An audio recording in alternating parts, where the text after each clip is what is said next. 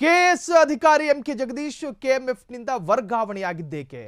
ದಕ್ಷ ಅಧಿಕಾರಿ ಜಗದೀಶ್ ಟ್ರಾನ್ಸ್ಫರ್ಗೆ ಪಿತೂರಿ ಮಾಡಿದ್ಯಾರು?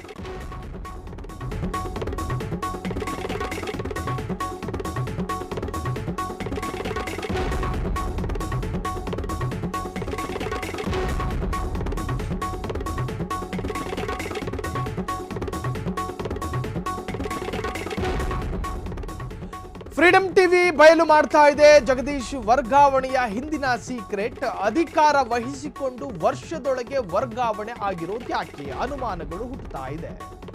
ನಂದಿನಿ ಬ್ರ್ಯಾಂಡ್ ಬೆಳವಣಿಗೆಯಲ್ಲಿ ಜಗದೀಶ್ ಅವರ ಪ್ರಮುಖ ಪಾತ್ರ ಇತ್ತು.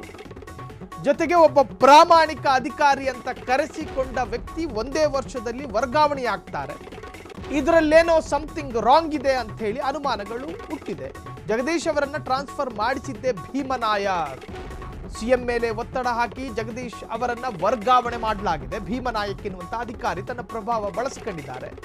ಕೆಎಂಎಫ್ನಲ್ಲಿ ಭೀಮನಾಯಕ ಅಕ್ರಮಗಳಿಗೆ ಕಡಿವಾಣ. ಜಗದೀಶ್ ವರ್ಗಾವಣೆ ಮಾಡಿಲ್ಲ ಅಂದ್ರೆ ರಾಜೀನಾಮೆ ಬೆದರಿಕೆಯೊಡ್ಡಿದ ಕೆಎಂಎಫ್ ಅಧ್ಯಕ್ಷ. ಭೀಮನಾಯಕ್ ಒತ್ತಡದ ಆಧಾರದ ಮೇಲೆ ದಕ್ಷ ಅಧಿಕಾರಿಗಳ ವರ್ಗಾವಣೆಗಳಾಗ್ತಾ ಇದೆ.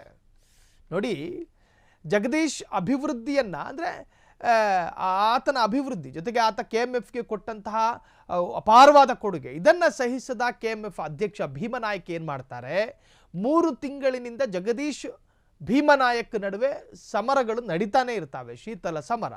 ಜಗದೀಶ್ ಪ್ರತಿ ಕೆಲಸದಲ್ಲೂ ಮೂಗು ತೂರಿಸ್ತಿದ್ದಂತಹ ಭೀಮನಾಯಕ್. ನೋಡಿ, ಒಂದು ಸಂಸ್ಥೆಯಲ್ಲಿ ಅದು ಮೇಲಾಧಿಕಾರಿಗೆ ಒಬ್ಬ ಆತನ ಅಂಡರ್ನಲ್ಲಿ ಬರುವಂತಹ ವರ್ಕರ್ ಏನಾದರೂ ತೊಂದರೆ ಕೊಟ್ಟಾಗ ಪದೇ ಪದೇ ನಿರಂತರವಾಗಿ ಮೂಗು ತೂರಿಸೋದ್ರಿಂದ ಇರಿಟೇಷನ್ಗೆ ಒಳಗಾಗ್ತಾರೆ. ಸೊ ಈ ಪ್ರಯೋಗವನ್ನು ಇವರು ಕೂಡ ಮಾಡಿದ್ದಾರೆ. ಜಗದೀಶ್ ಪ್ರತಿ ಕೆಲಸದಲ್ಲೂ ಮೂಗು ತೂರಿಸ್ತಿದ್ದಂತಹ ಭೀಮನಾಯಕ್, ಜಗದೀಶ್ ಅವರನ್ನು ಟ್ರಾನ್ಸ್ಫರ್ ಮಾಡಿಸಿದ್ದೇ ಭೀಮನಾಯಕ್. ಸಿಎಂ ಮೇಲೆ ಒತ್ತಡ ಹಾಕಿ ಜಗದೀಶ್ ಅವರನ್ನು ವರ್ಗಾವಣೆ ಮಾಡಲಾಗಿದೆ.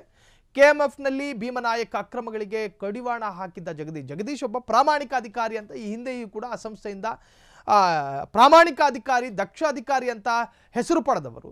ಅಂತಹ ಅಧಿಕಾರಿಯ ಹೆಸರು ಮತ್ತು ಆ ವ್ಯಕ್ತಿಯ ಖ್ಯಾತಿಯನ್ನು ಸಹಿಸದೆ ಭೀಮನಾಯಕ್ ಹಂತ ಹಂತವಾಗಿ ಆತನಿಗೆ ಟಾರ್ಚರ್ ಕೊಡೋದಕ್ಕೆ ಶುರು ಮಾಡ್ತಾರೆ. ಜೊತೆಗೆ ಜಗದೀಶ್ ವರ್ಗಾವಣೆ ಮಾಡಿಲ್ಲ ಅಂದರೆ ರಾಜೀನಾಮೆ ಬೆದರಿಕೆ ಒಡ್ಡಿದ ಕೆಎಂಎಫ್ ಅಧ್ಯಕ್ಷ. ಭೀಮನಾಯಕ್ ಒತ್ತಡದ ಆಧಾರದ ಮೇಲೆ ದಕ್ಷ ಅಧಿಕಾರಿಗಳ ವರ್ಗಾವಣೆಯಾಗಿದೆ. ತಿರುಪತಿ ಪ್ರಸಾದಕ್ಕೆ ನಂದಿನಿ ತುಪ್ಪ ಪೂರೈಸುವ ಒಪ್ಪಂದ ಮಾಡಿಸಿದ್ದ ಜಗದೀಶ್. ನೋಡಿ, ಎಷ್ಟು ದೊಡ್ಡ ಒಂದು ಕೊಡುಗೆ ಇದು. ಜಗದೀಶ್ ವರ್ಗಾವಣೆಗೆ ಯಾವುದೇ ಖಾಸಗಿ ಕಂಪನಿಗಳು ಕೆಲಸ ಮಾಡಿಲ್ಲ.